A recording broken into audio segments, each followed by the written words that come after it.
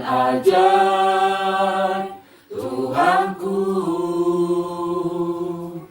Besar Allahku, nyanyikan besar Allahku, semuanya besar dan ajaib Tuhanku.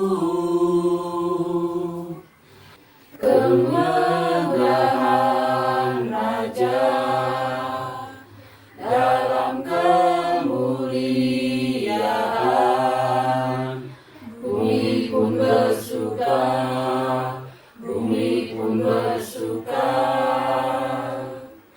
Dia datang dalam terang, kegelapan pun sirna, umatnya bersujud mendengar suaranya.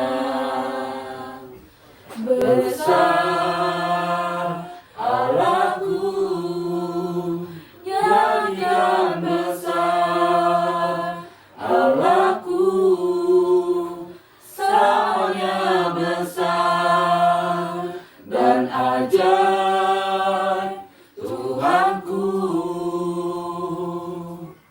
Layak disembah, Kau Raja segala raja. Hatiku bernyanyi, Kau besar. Layak disembah,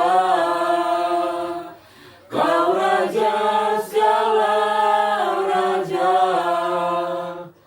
Hatiku bernyanyi, Kau besar. Hatiku bernyanyi, Kau besar. Hatiku bernyanyi, Kau besar.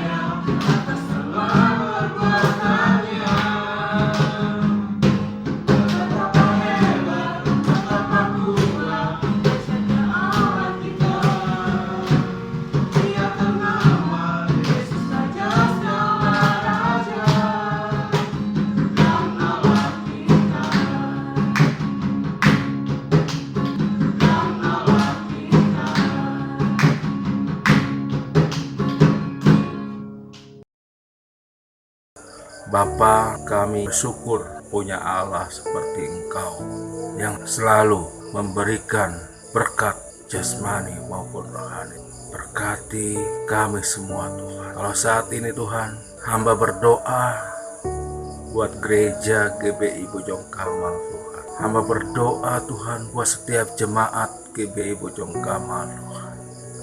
Biar kiranya jemaat diberkati, jemaat diberikan kekuatan, jemaat yang solid, jemaat yang boleh bertumbuh Tuhan. Apapun mereka dalam permasalahan saat ini, secara finansial Tuhan, Engkau juga berkati Tuhan. Biar kiranya jamahan Tuhan, belas kasihan Tuhan selalu turun atas jemaat GBI Bojong Kamal. Kalau saat ini jemaat yang sakit Tuhan, Engkau juga sembuhkan Tuhan. Buat jemaat yang sakit, jemaat yang beban berat, Engkau berikan kekuatan Tuhan. Engkau berikan solusi Tuhan. Kami percaya kami punya Allah yang selalu ada di setiap waktu. Kami punya Allah yang kuat. Biarlah jemaat itu Tuhan selalu mengandalkan Engkau Bapa, selalu berharap kepada Engkau Tuhan. Bapa Roh Kudus, jamah setiap pelayan-pelayan yang terus Tuhan mereka punya hati sebagai hamba yang boleh melayani Tuhan, yang boleh menjadi berkat banyak orang Tuhan. Kuduskan mereka Tuhan, pakai mereka Tuhan, setiap mereka Tuhan untuk melayani jemaat di GBI Bojong Kamal, untuk melayani dalam rumah tangga mereka, melayani dalam keluarga mereka Tuhan. Oh, berkati buat Ibu Grace dan Pak Yakub Tuhan, Saudari Yani Tuhan, terus Engkau pulihkan, terus beri kesehatan yang sempurna dari ujung rambut sampai ujung kaki. Kuduskan Tuhan, biarlah itu Tuhan menjadi berkat. Kami juga teringat buat keluarga Pak Siregar Tuhan. Engkau juga beri pertolongan yang tidak pernah terlambat. Keluarga ini dalam mengalami pemulihan Tuhan. Sertai Tuhan, apapun sakit mereka Tuhan, Engkau campur tangan Tuhan. Hamba berdoa Tuhan buat bangsa Indonesia saat ini Tuhan. Saat ini bangsa Indonesia Tuhan banyak terjadi yang menjadikan musibah-musibah saat ini. Oh, berkati Indonesia Tuhan, pulihkan Indonesia, beri kekuatan Tuhan Indonesia, sehingga Indonesia Tuhan terus Tuhan menjadi negara yang menjadi contoh, sehingga banyak orang-orang diberkati Tuhan. Kami percaya Tuhan selalu melindungi, Tuhan memberkati Bapa. Di dalam nama Tuhan Yesus kami serahkan di setiap doa-doa kami. Kami hanya mengalaskan di dalam nama Tuhan Yesus. Hamba berdoa dan mengucap syukur. Haleluya. Amin. Firman-Mu berkata, Kau besertaku, maka kuat roh dan jiwaku. Tangan-Mu Tuhan selalu ku nantikan, di setiap langkahku percaya, dengan sayap-Mu ku akan terbang tinggi, di tengah badai hidup ku tak menyerah. Kau kekuatan dan perlindungan bagiku, pertolonganku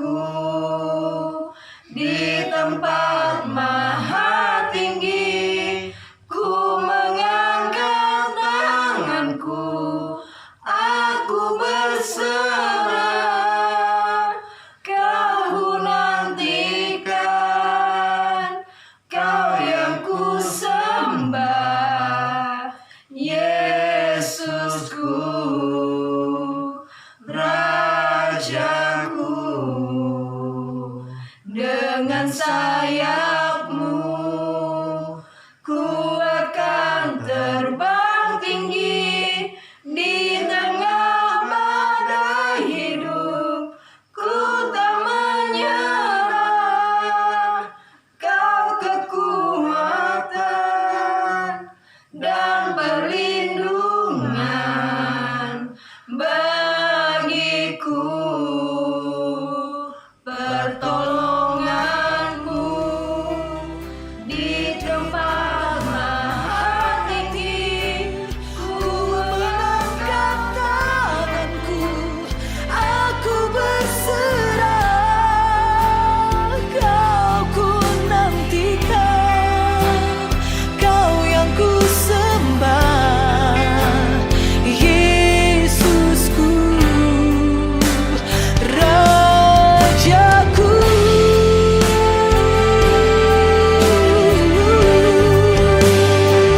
Kau Rajaku.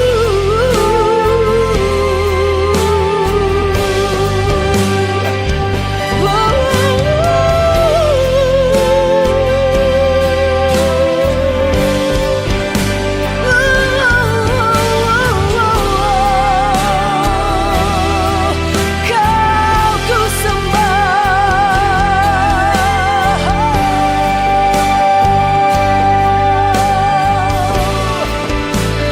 Dengan sayapmu, ku akan terbang tinggi di tengah badai hidup.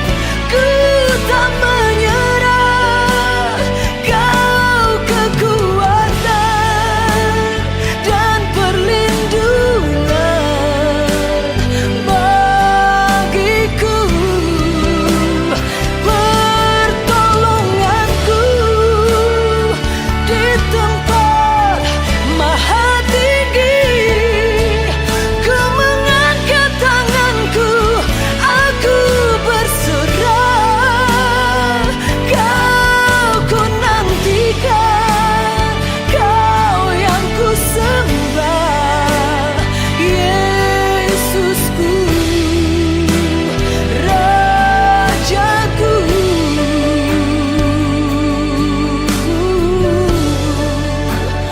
Kau ku nantikan, kau yang ku sembah, Yesusku, Rajaku. Selamanya ku menyembahmu, Tuhan.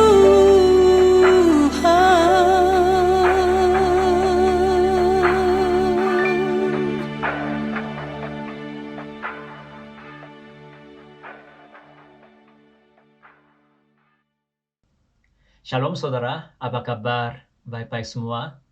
Minggu kemarin kita sudah dengar berita yang gembira. Beberapa orang sudah kembali ke tempat semulanya daripada tempat isolasi. Sekarang kita tidak bisa menentukan esok hari. Esok hari, apakah saya masih tetap sehat? Apakah saya masih aman dari corona atau tidak? Apakah usaha saya masih berjalan dengan baik atau akan macet? Kita tidak bisa tentukan apa saja. Makanya kita berdoa, apalagi sekarang di tengah-tengah pandemi corona. Supaya pandemi corona ini cepat lewat, kita berdoa. Awal tahun kemarin pada waktu pandemi corona menimpa sampai ke tanah air kita. Betapakah banyak orang begitu berdoa sampai berpuasa supaya corona ini menjadi lenyap. Ada beberapa orang sempat bernubuat bahwa pasca tahun 2020, waktu itu semua corona akan diangkat oleh tangan Tuhan. Inilah janji Tuhan, mereka yang katakan. Tapi sayangnya nubuatan itu tidak jadi sampai sekarang. Kayaknya itu semuanya keinginan kita saja, bukan kehendak Tuhan pada waktu itu. Sekarang kita lihat sudah dipasarkan vaksin sampai memasuki bangsa Indonesia ini. Dan sudah mulai vaksinasikan. Tapi di situ masih ada keraguan. Karena meskipun kita dapat divaksinasi, cuma tahan lamanya bukan berapa tahun, sekitar 6 bulan saja. Apalagi sekarang muncul lagi varian yang baru dari corona, yaitu yang berasal daripada Inggris. Bukan hanya dari Inggris saja, dari berbagai tempat, di situ muncullah varian yang baru di sini, di sana. Bagaimana mungkin bisa tahan semua jenis corona ini dengan satu vaksin? Ada banyak tanda tanya di dalam pikiran kita. Maka di antara kita mengutuki corona dan bahkan tankingkan corona itu karena mereka pikirkan corona ini dibawa daripada si iblis supaya menghancurkan gereja kita, orang Kristen kita.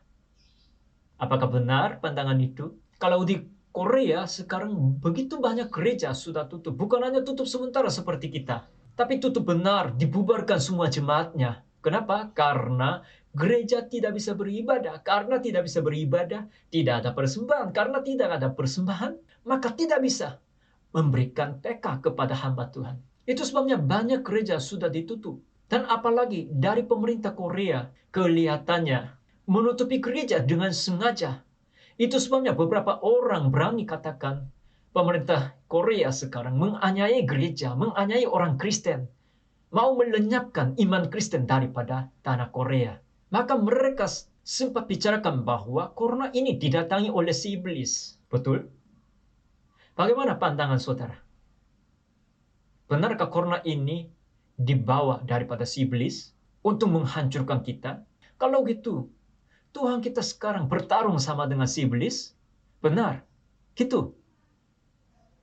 Saudara-saudara, sebenarnya pandangan tersebut tidak begitu sehat. Kenapa? Karena Tuhan kita adalah Tuhan semesta alam. Tuhan yang berdaulat atas seluruh bumi dan langit. Sebenarnya corona ini akan jadi lenyap, akan jadi lewatin kita.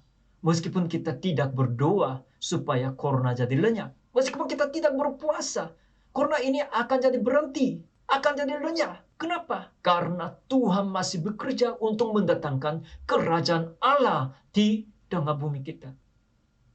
Dia bekerja. Maka sesuai jadwal dia, sesuai waktunya dia, sesuai agendanya dia, semuanya ini akan berjalan bahkan lewati kita. Kalau gitu kita tidak apa-apa, tidak berdoa, apakah kita biarin saja? Tidak. Justru Alkitab menyuruh kita harus berdoa. Di dalam Lukas pasal 22, Yesus sedang menuju ke Bukit Getsemani supaya berdoa di situ. Tetapi sebelum dia pergi ke situ, dia menyuruh satu hal kepada murid-muridnya supaya mereka tetap berdoa. Kenapa? Karena Yesus melihat murid-muridnya ini sedang sedih. Sedang hilang semua harapannya. Kenapa hilang harapan? Karena mereka sudah dengar berita daripada Yesus bahwa gurunya dia akan dapat disalibkan. Sebenarnya mereka pikirkan, asal mereka ikuti Yesus, mereka akan dapat di mahkotanya. Asal mereka percaya kepada Yesus, mereka akan dapat diupahkan di surga, di kerajaan Allah. Kalau kerajaan Allah datang ke tengah-tengah bangsa Israel, mereka akan memperoleh dudukan pejabatnya.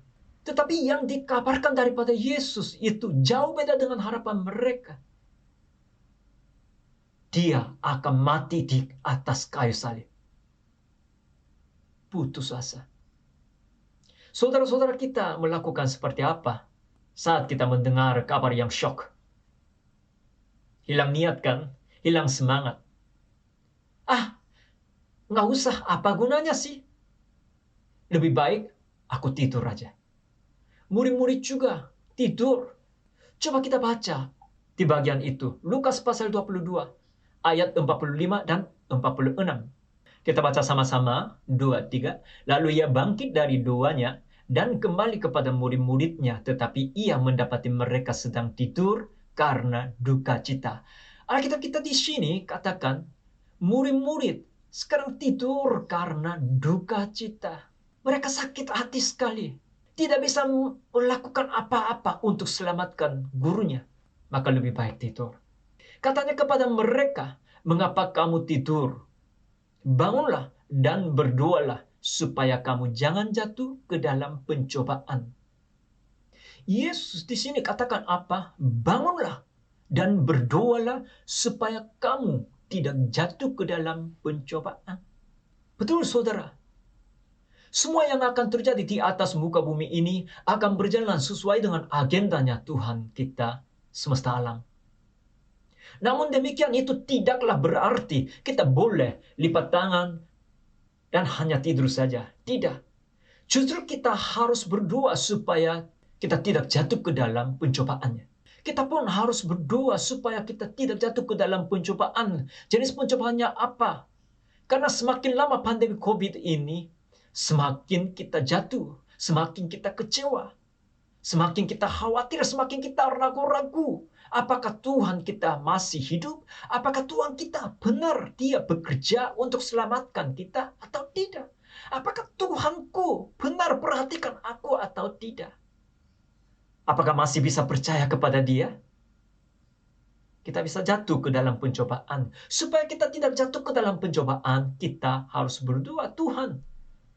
Karena terlalu panjang, terlalu lama pandemi COVID ini. Kesulitan ini, penindasan ini secara ekonomi. Aku ragu-ragu, Tuhan. Kasihanilah saya supaya saya tidak jatuh ke dalam pencobaan. Dan kita harus berdoa supaya kita dilepaskan daripada kejahatannya. Kenapa kita harus berdoa seperti itu? Karena semakin lama pandemi COVID ini, semakin banyak orang jadi miskin. Orang jadi bangkrut. Mereka pikirkan apa? Supaya mendapati makanannya, mereka ambil senjatanya untuk mengambil makanan orang dengan paksa, yaitu kejahatan. Supaya kita dilepaskan, dibebaskan, dan diamankan daripada segala jenis kejahatan yang mungkin terjadi di tengah-tengah pandemi COVID ini. Kita harus berdoa tentang dua hal, supaya kita tidak jatuh ke dalam pencobaan, supaya kita lepas daripada kejahatan. Inilah isinya daripada doa Bapa kami kan. Saudara-saudara, satu hal yang tidak boleh kita lupakan, yaitu Tuhan kita masih bekerja di tengah-tengah lapangan kehidupan manusia. Tuhan kita masih bekerja di tengah-tengah sejarah manusia. Agama Kristen ini punya ciri khasnya selain salib, selain kematian kebangkitan Yesus, anak Tuhan. Ada ciri khas yang lain, yaitu soal Alkitab. Sebenarnya Alkitab Kristen ini jauh beda sifatnya dengan kitab-kitab suci daripada agama yang lain. Kenapa? Bukan hanya sejarah saja, tetapi soal isinya. Kalau kitab-kitab suci daripada agama yang lain, di situ hanya dimuatin perkataan-perkataan daripada penciptanya agama itu. Sedangkan kalau Alkitab kita, di sini muatlah termasuk sejarah manusia. Bahkan sejarah suatu bangsa, yaitu bangsa Israel. Bangsa Israel muncul dengan proses apa? Kemudian dipeliharakan, diperkembangkan dengan proses apa sampai sekarang. Inilah yang sudah tertulis di dalam Alkitab alias kitab suci. Aneh sekali. Makanya beberapa anak muda maupun orang-orang yang tua, mereka menanyakan kepada pendeta-pendeta. Dan mereka mengkritik dengan berani bahwa kenapa harus kita tahu, kenapa kita harus dengar tentang sejarahnya bangsa yang tertentu. Padahal kita orang Korea. Padahal kita orang Indonesia. Untuk apa sih kita harus mendengar sejarah bangsa yang lain? Memang penting kita memasuki kerajaan sorga setelah kita mati. Tapi ada satu hal yang lebih penting daripada itu, yaitu adalah hari ini. Kita harus hidup buat hari ini. Bagaimana datang berkat Tuhan buat hari ini? Bagaimana datang keselamatan kita buat hari ini? Pentingnya hari ini, bukan hari esok, bukan masa depan. Suatu hari kita masuk ke surga, bukan. Pentingnya hari ini, saudara. Apakah hari ini datang berkat Tuhan atau tidak? Apakah hari ini keselamatan Tuhan itu datang atau tidak? Itulah yang lebih penting daripada masa depan kita. Alkitab katakan kepada kita, Alkitab terus menunjukkan kepada kita dengan proses apakah Tuhan memberkati orang Israel pada waktu mereka hanya dapat nafkah melalui ternakan saja. Dan bagaimanakah dengan proses apakah Tuhan memberkati dan selamatkan bangsa Israel pada waktu mereka dapat dibinasakan oleh musuhnya? Pada waktu bangsa Israel ditawan dan dipenjarakan, pada waktu itu Tuhan memberkati dengan proses apa? Justru Alkitab terus menceritakan tentang kerjaan Tuhan. Supaya kita pun harapkan pertolongan Tuhan, kerjaan Tuhan di tengah-tengah masa kita. Bahkan di tengah hari ini. Untuk hal itulah Alkitab terus ceritakan tentang sejarah kita manusia melalui Alkitab. Dengan cara apakah Tuhan bekerja? Di saat duka maupun di saat suka. Pada waktu bangsa Israel sedang berjalan dan melewati padang gurun, waktu itu ada satu halangan, satu kendala yang begitu membuat mereka diperlambat berjalan menuju ke Kanaan. Itu bukanlah panas matahari, itu bukanlah kelaparan, bukanlah kehausan.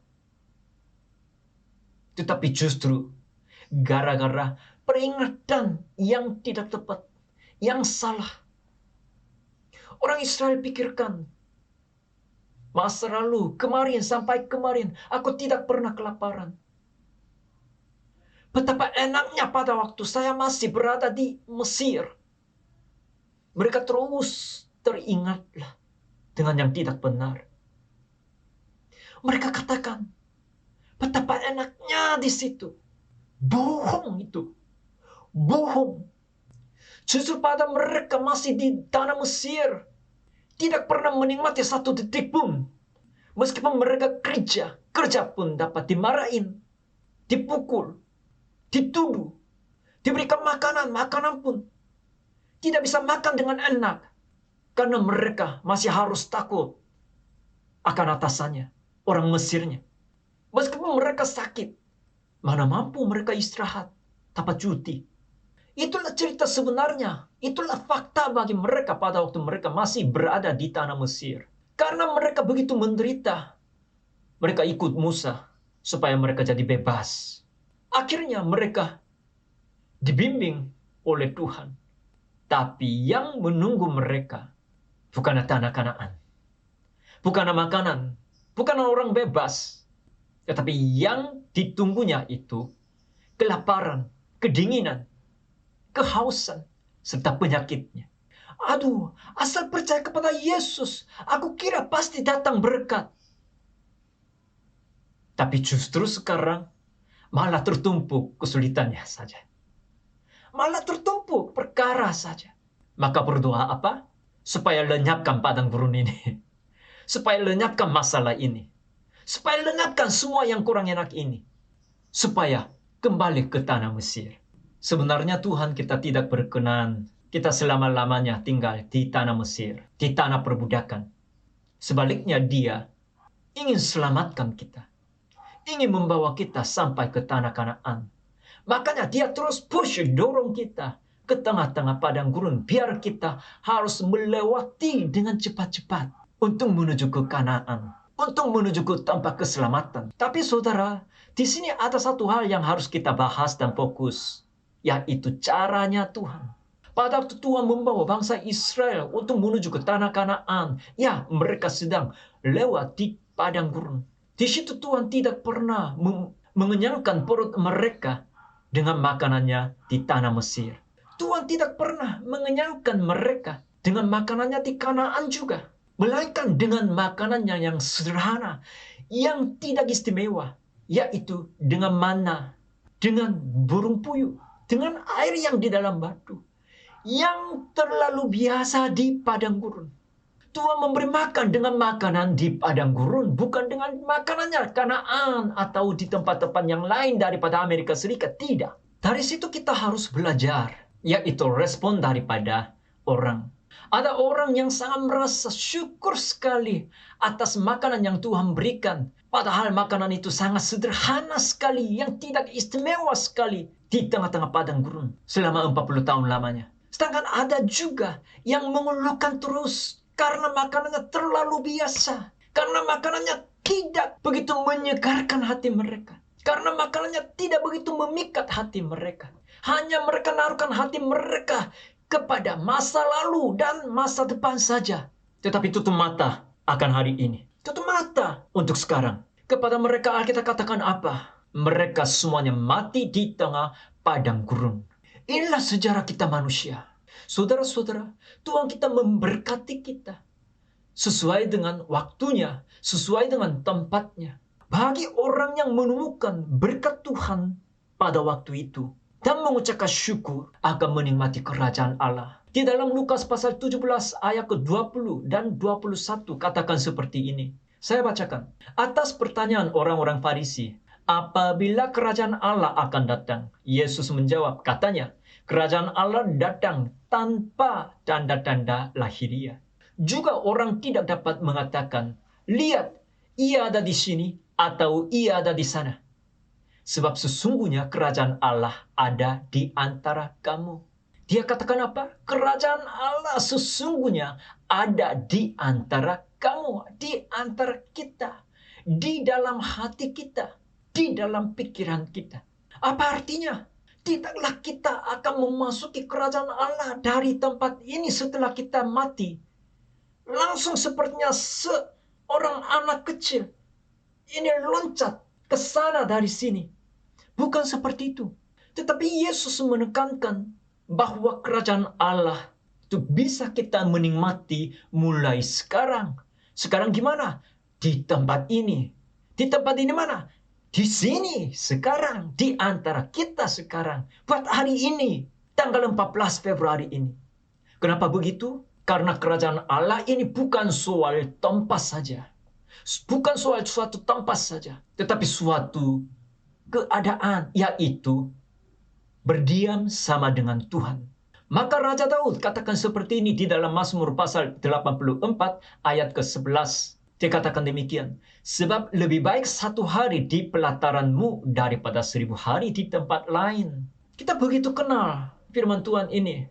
Tapi tahukah apa maksudnya? Ini bukanlah tentang suatu tempat. Tapi suatu saatnya, waktunya, keadaannya.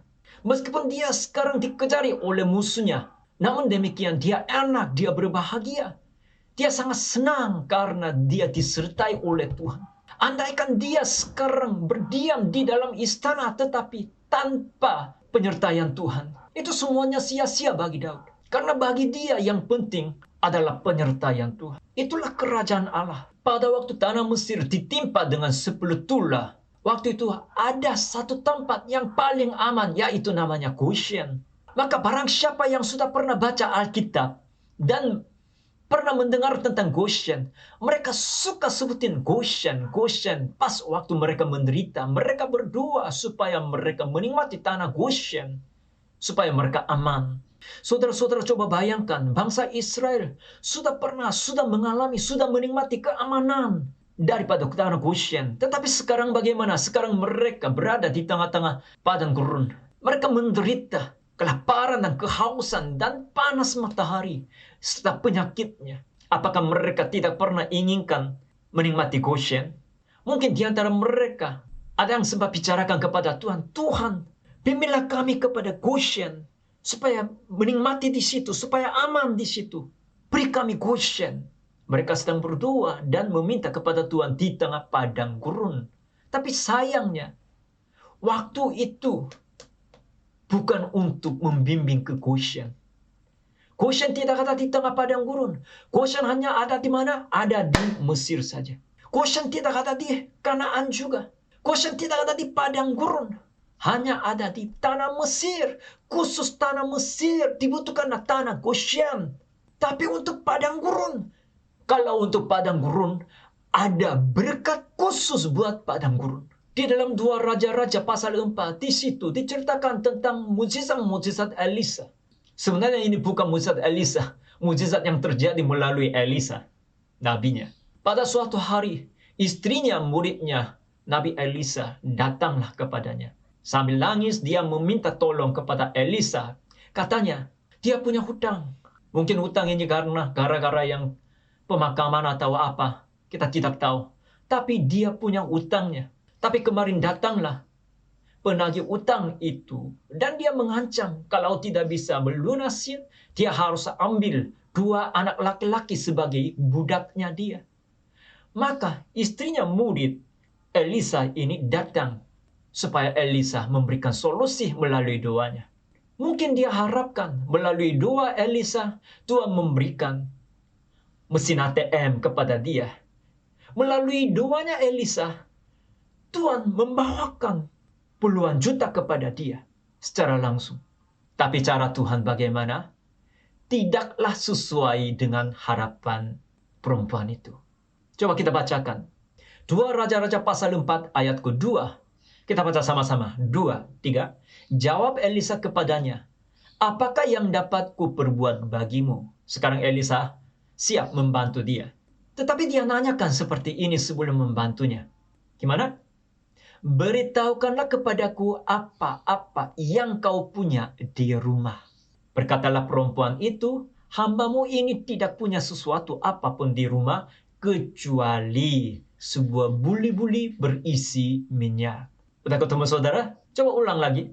Apakah yang dapat kuperbuat bagimu? Beritahukanlah kepadaku apa-apa yang kau punya di rumah. Apakah yang kau punya sekarang? Apakah yang ada di dalam tanganmu? Elisa nanyakan kepada, justru Tuhan nanyakan kepada kita yang sedang mencari Goshen, yang sedang mencari solusi, yang sedang mengeluhkan kepada Tuhan, yang sedang meminta tolong kepada Tuhan. Ada apa di dalam tanganmu? Ketika diminta tolong untuk beli makanan bagi lebih dari 5.000 orang, Yesus katakan apa? Ada apa di dalam tanganmu? Yesus pun tetap sama. Dia nanya kepada muridnya, ada apa di dalam tanganmu? Sebelum kita mencari sesuatu, sebelum kita mengharapkan sesuatu yang istimewa, Tuhan nanyakan ada apa di dalam tanganmu yang sekarang kamu punya, yang sudah punya, yang sudah ada bagimu. Dengan keinginan-keinginan yang tidak berdasarkan daripada kebenaran itu, yang tidak berdasarkan daripada fakta, akan membimbing kita binasa. Kenapa? Karena itu bukan kebenaran. Cuma keinginan kita daripada hawa nafsu. Itu sebabnya Yesus juga menyangkal, Yesus juga menolak ketika si iblis menawarkan biar Yesus membuat batu jadi makanan. Yesus menolak juga pada waktu si iblis menawarkan Yesus harus jatuh daripada atapnya bait Allah. Kalau jatuh dari situ, kalau jatuh dari tempat tinggi, apa yang akan terjadi? Mati atau patah. Tuhan sudah memberikan kepada kita hukum alam supaya kita hidup dengan aman di atas muka bumi ini. Tetapi betapakah sering kali kita hanya meminta-minta yang di luar hukum alam saja. Bangsa Israel yang tutup mata mereka akan berkat Tuhan di tengah padang gurun. Melainkan mereka minta-minta yang istimewa-istimewa saja. Mereka terkubur di tengah padang gurun. Tanpa hubungan dengan Tuhan. Tidak ada hubungan dengan Tuhan. Tidak ada hubungan dengan janji Tuhan. Tetapi barang siapa yang mulailah merasakan, mengucapkan terima kasih kepada Tuhan atas pemberian yang sederhana di padang gurun. Mereka siap mengucapkan syukur setelah mereka memasuki di tanah Kanaan. Coba bayangkan saudara, setelah mereka memasuki tanah Kanaan, semuanya beres, semuanya lancar, semuanya enak. Tidak, justru tidak saudara.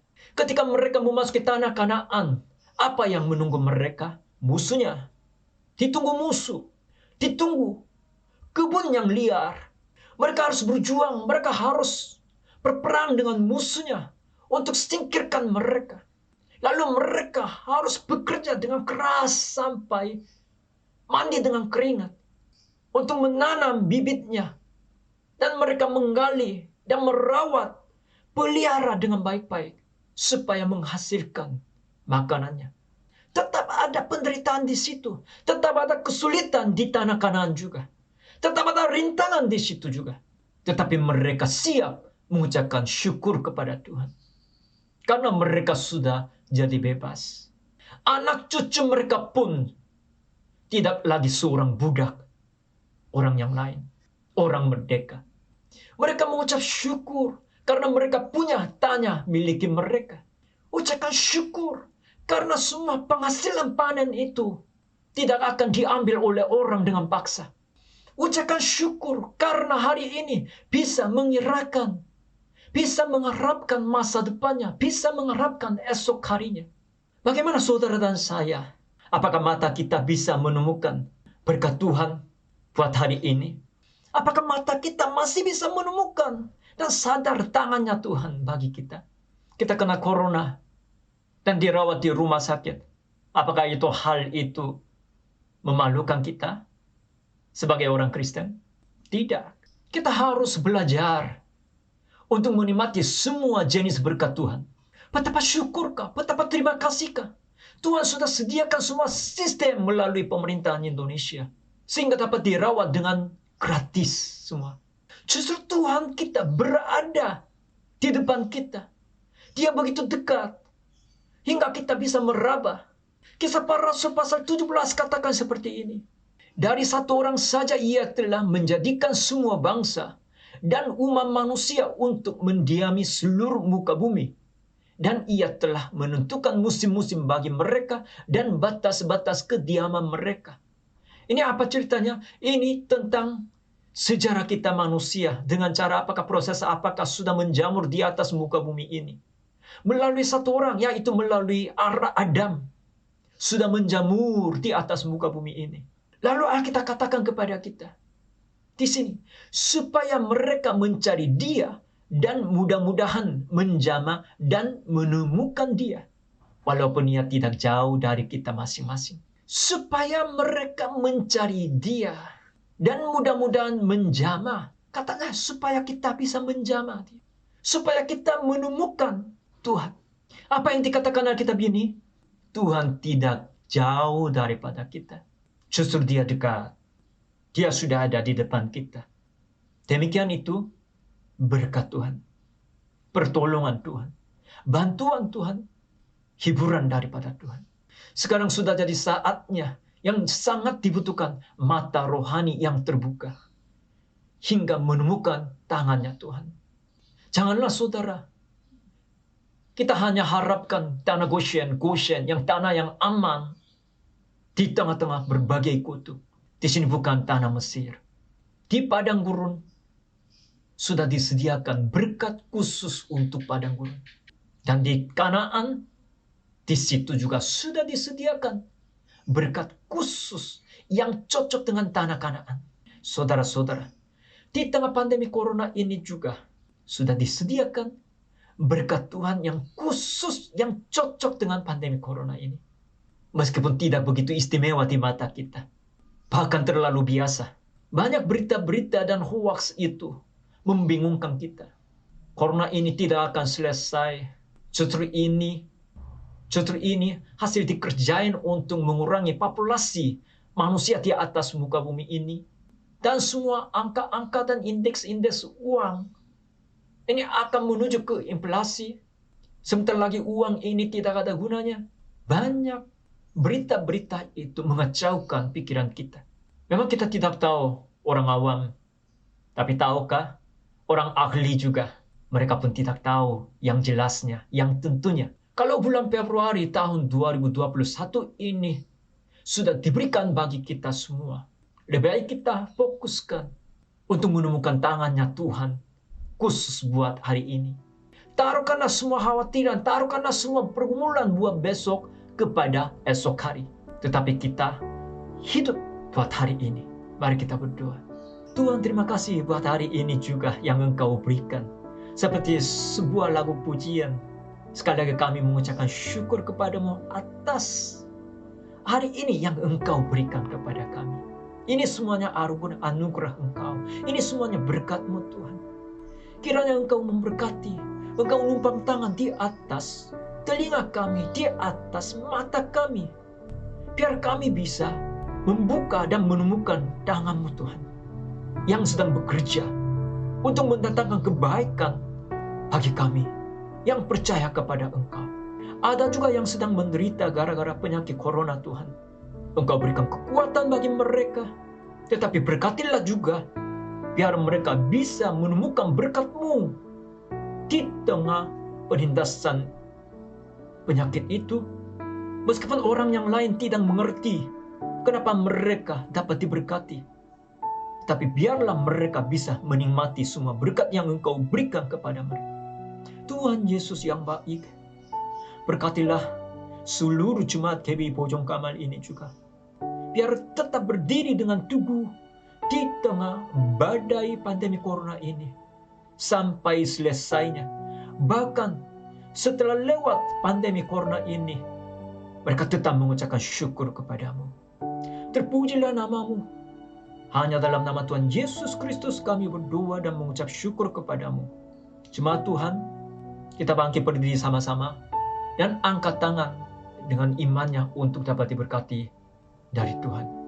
Kasih yang sempurna daripada Allah Bapa kita dan anugerah yang besar dan dahsyat dan manis daripada Yesus Kristus anaknya Tuhan, dan pertolongan dan penghiburan serta bimbingan daripada Roh Kudus menyertai kita semua sampai Maranatha Yesus datang kedua kali untuk menjemput kita semua.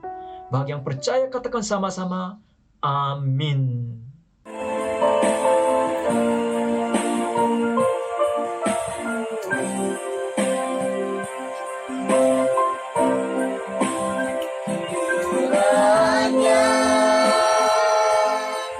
Engkau memberkati aku berlimpah-limpah dan memperluas daerahku,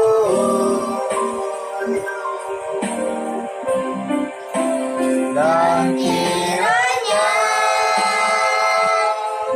tanganmu menyertai aku dan melindungi aku daripada malapetaka,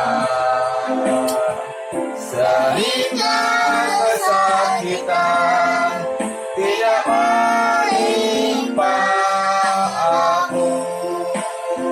Kembali pada kiranya